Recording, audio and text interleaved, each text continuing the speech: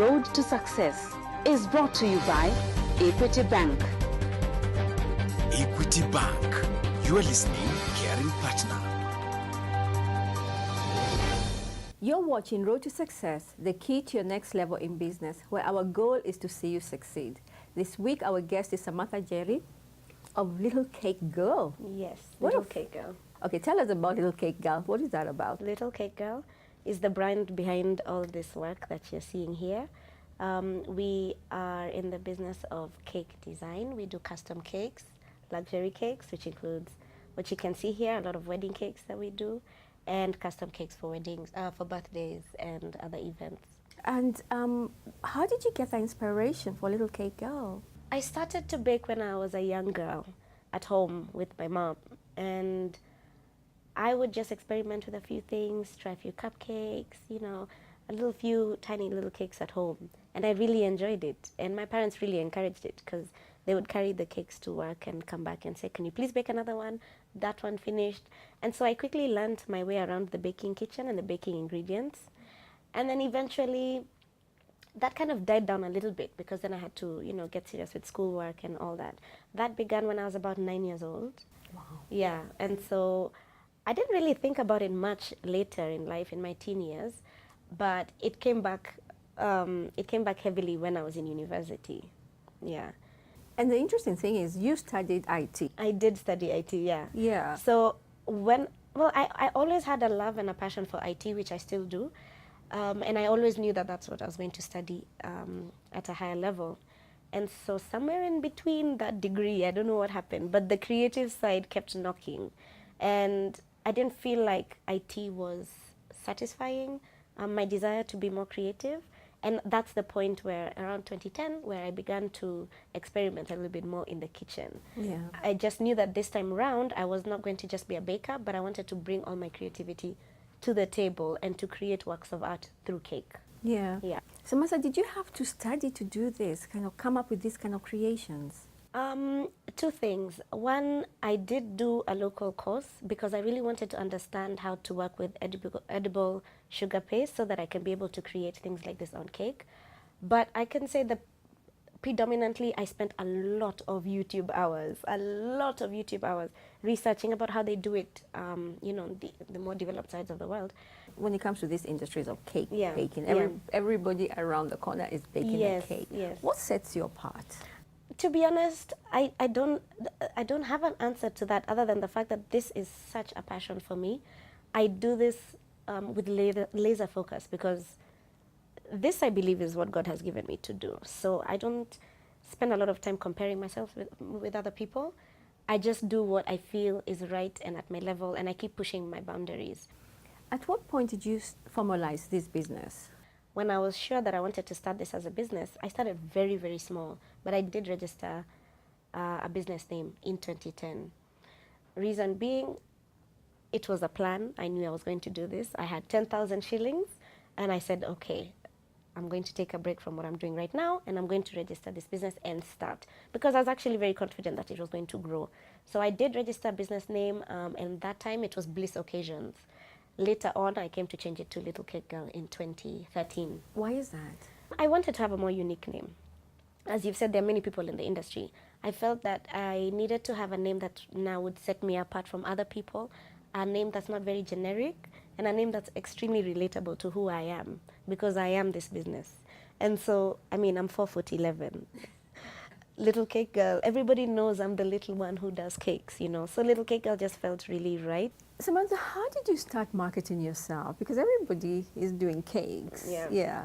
One of the things I knew from the beginning was that I needed to build a portfolio. I needed to have cakes that people can see that I've already done. So when I did my very first cake in 2010, I made sure it was the most beautiful cake I'd ever made because that's the cake that was going to sell to the next client and so on and so forth. So I made that cake, I took a beautiful photo of it, and I sent that photo out to everybody that I knew and told them that I do cakes. I had done one cake, but I told them that I do cakes. And that's how it's been actually up until this day. All I do is just increase and expand my portfolio, like what you can see here. Yeah. And this helps me to market myself. Samantha, but you use these for marketing as opposed to what people use. People use pictures. Yes. Yeah. Why this?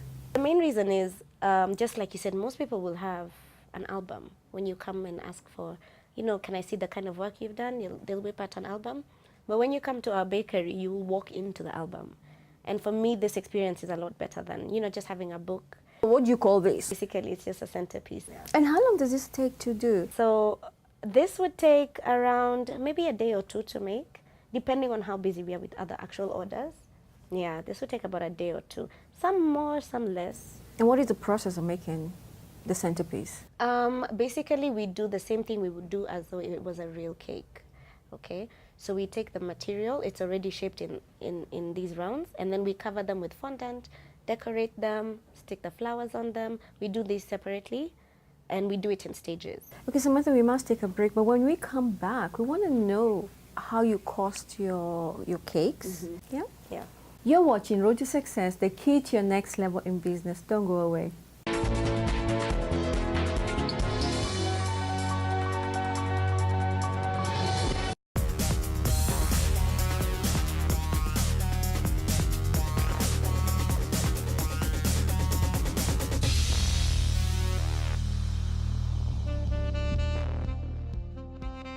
And now we have the award for Best Commercial Bank in East Africa. And the winner is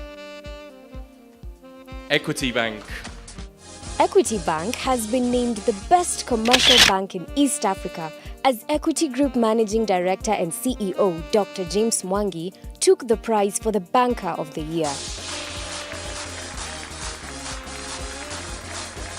And we have the award for the Best Commercial Bank in Kenya. And the winner is Equity Bank. Equity also took the Best Commercial Bank in Kenya trophy, presented at the 5th Banker East African Banking Awards ceremony held at the Radisson Blu Hotel in Nairobi. The awards are a recognition of the effort and success by industry players as they strive to better business and customer service. So tonight we recognise and celebrate the excellence of performance, growth, product innovation and customer service across the banking industry in East Africa. The bank won 5 awards, altogether including Best Digital Offering in East Africa and Most Innovative Bank in Kenya. The 2 awards acknowledged the bank's continuous digitization on the mobile Equitel and online easy banking platforms that offer clients convenience, choice, and control. Matthew Amlott, editor of Banker Africa magazine, said Equity Bank's increased innovation had been recognized by industry peers. Well, Equity Bank itself has had an excellent year where they've increased and innovated in new and interesting ways. As such, they were obviously decided for by the voters as having been recognised as such for their successes over the course of the year. Commenting on the Hall of Awards, the Credit General Manager Samuel Ndungu said the accolades validate the bank's model. The awards are important to us because they validate what we are trying to do, confirming that our strategy is right, confirming that we are doing what is required by our customers out there. The recognition means that we are in touch with the reality, and as an institution, it means that we are aligned and we are focused on achieving our mission and vision in as far as transforming our people is concerned.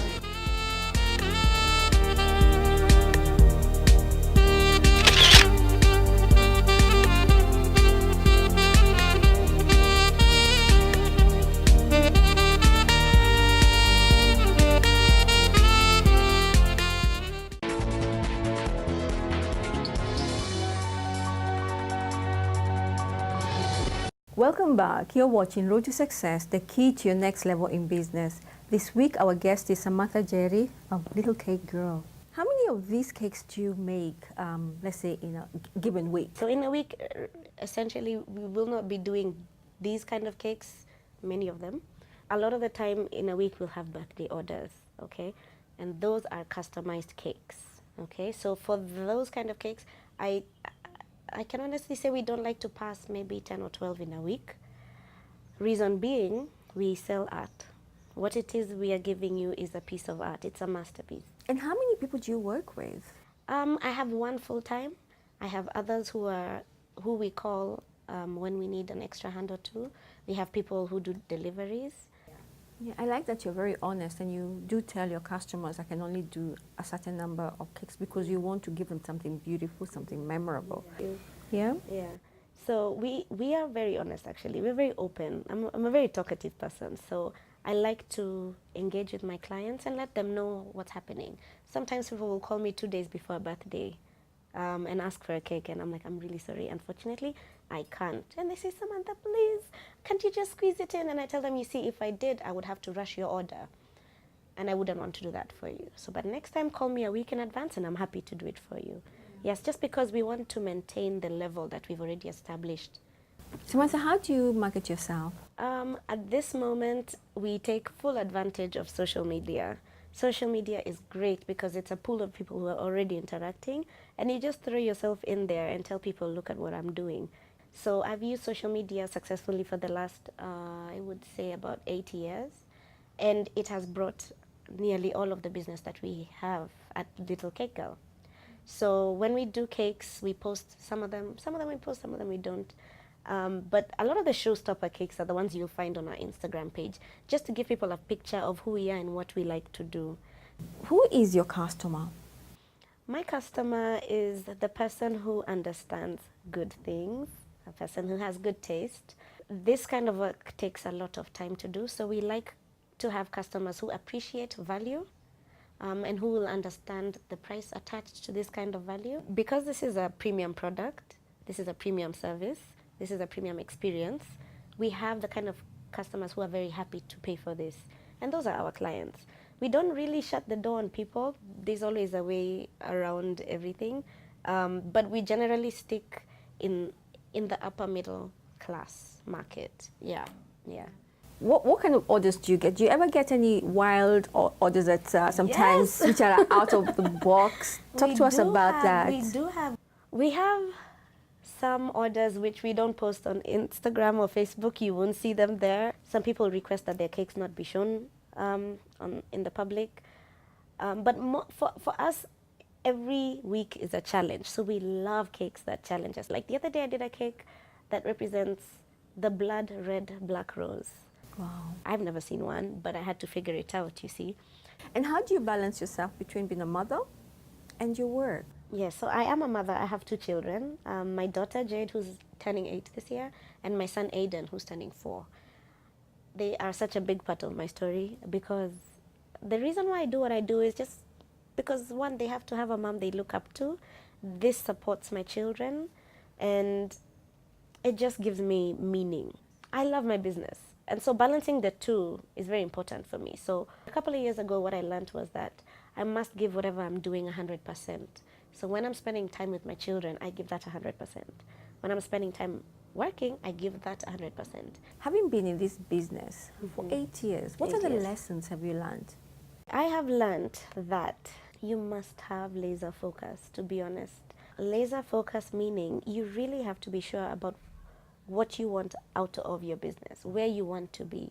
Where do you see yourself a year, 5 years, 10 years from now? Another one that I've learned is that you have to manage your finances as an entrepreneur. So how did you manage to grow your capital? Because this is not cheap to do. No, it isn't. Well, with the 10,000, the first thing I did was I went to town and I bought the basic tools I needed and a few ingredients. At that time, I was buying things retail, so I just bought 1 packet of flour and 1 packet of sugar and all that, baking tin and a few measuring items. And from there, what I used to do was sell a cake, buy an item, sell a cake, buy an item. And that really helped in the beginning. Besides the focus and finance, what other lessons have you learned? One of the other things I can say is I didn't realize in the beginning how many phone conversations I was going to have with people that I don't know. That's my clients, right? I had to learn slowly but surely not to take it personally when people don't like the work that I've given them, and also to really, really celebrate good feedback. That is essential because it builds a rapport between you and your client, even when they're not extremely happy with what you've done. I spend a lot of time engaging with my clients. And so one of the things I've learned is your clients are your friends. Be friendly with them, be kind to them, make their day, you know, go over and above. I mean, they're people just like we are. But there must be challenges. It can't always be happy, happy, happy. No, it can't always be happy. There are many challenges. Work like this takes a lot of effort, as you said. It costs to make these things.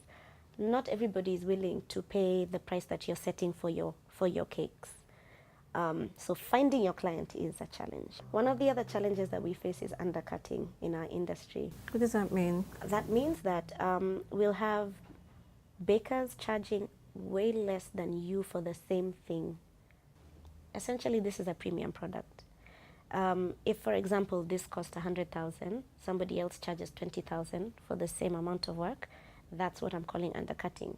So that has been a challenge. We're always trying to, you know, come together as bakers and encourage each other, again, to place good value on the kind of work that they're putting in.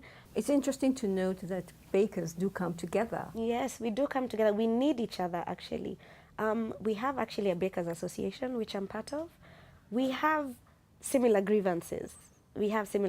So it helps when you can pick up the phone and say, hey, are you also struggling with the price of butter? Do you have a supplier? You know, and all these things. Or when you're not available, I have a customer, I'm not going to be available, maybe I'm traveling, could you please take this order? I'm going to pass her on to you. It's really important to come together and collaborate. What would you advise anybody who's interested in getting into bakery? I would tell them, one, train, go to a training school. We train.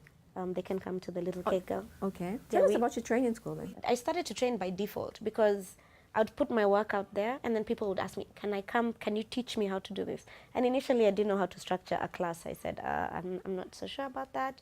But eventually I said, okay, so this is another potential income stream, and it will enable me to have a group of people who are coming up into my level, which also is a good resource because it's nice to know that I have a bunch of people who I've trained, who I can call on when I need them. If we have a big project, I can call on any one of them. Samantha, 8 years from now, where will you be? Where do you see yourself? I love to teach and I love to mentor. So I know that that's the direction that Little Cake Girl is going to take at some point. We'll still be baking, we'll still be very well known in the industry, just as we are now. But yeah, it's going to be a lot of inclusion of other people. Thank you, Samantha. Your story is very inspiring. And I know it will help a lot of people to know that you can actually turn your hobby into a business. Thank you for your story. Thank you too. Thank you for having me. You're watching Road to Success, the key to your next level in business. Don't go away.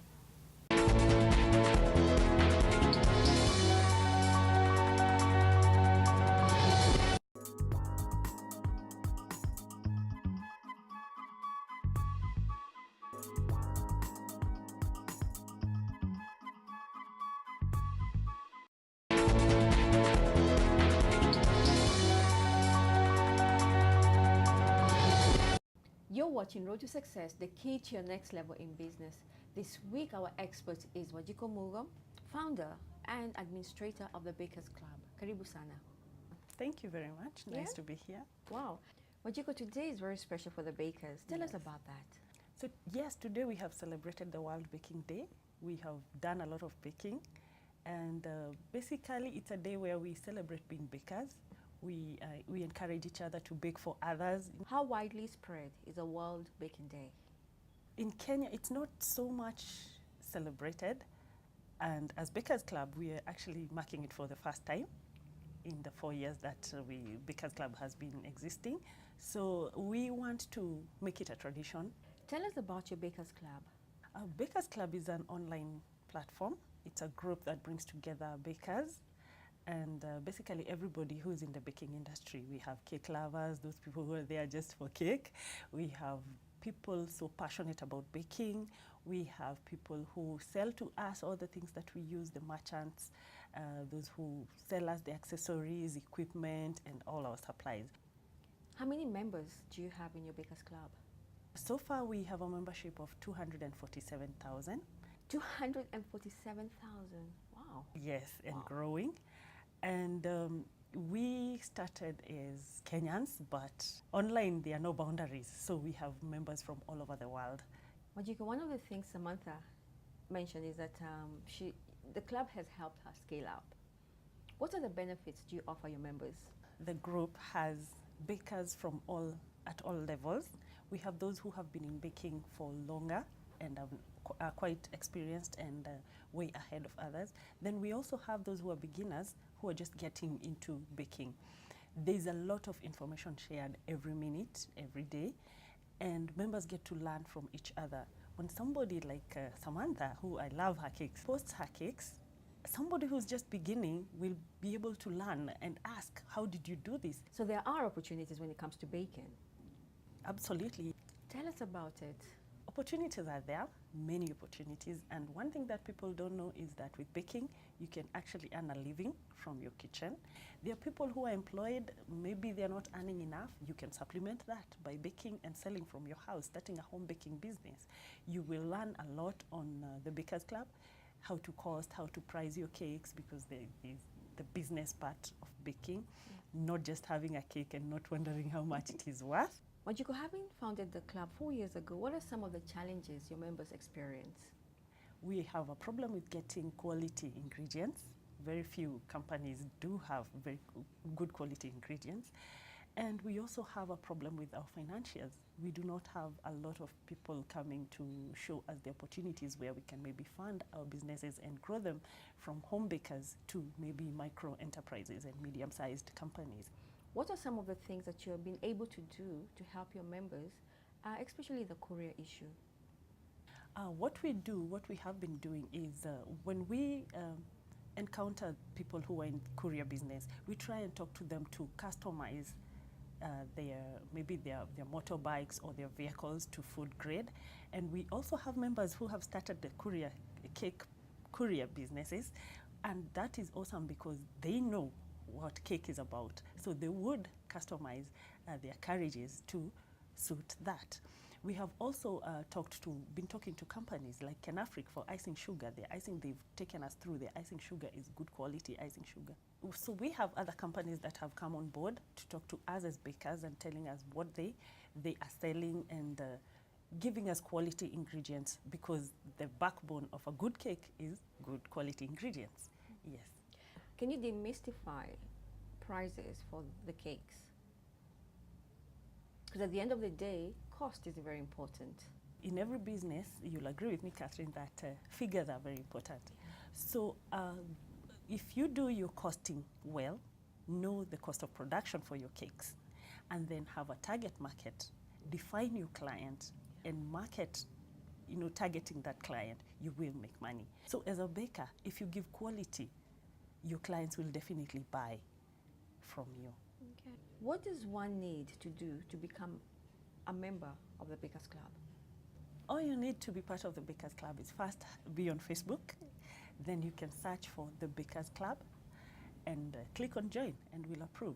Wajiko, you mentioned that you have over 200,000 members. Are they vetted, or do you vet your members? When somebody requests to join, the request comes to the admin panel, and we can go through your profile. If we find that maybe there are some funny dealings on your profile, we do not approve. Again, all the posts that go to the wall are approved. Finally, what advice would you give any person who's interested in baking, or any young person who may want to use this as a business? Baking is a profession like any other. You can make a living from baking if you do it right. Baking is also very therapeutic. When you're working on a cake, you lose yourself. You lose count of time. You forget everything. Thank you so much, Wajiko, for that. It's actually interesting to know that there's a Bakers Club and anybody can join. You're welcome. And like you said, it's very therapeutic. Thank you. Thank you very much. Thank you for watching Road to Success, the key to your next level in business. Do have a blessed week. Road to Success is brought to you by Equity Bank. Equity Bank. You are listening, caring partner.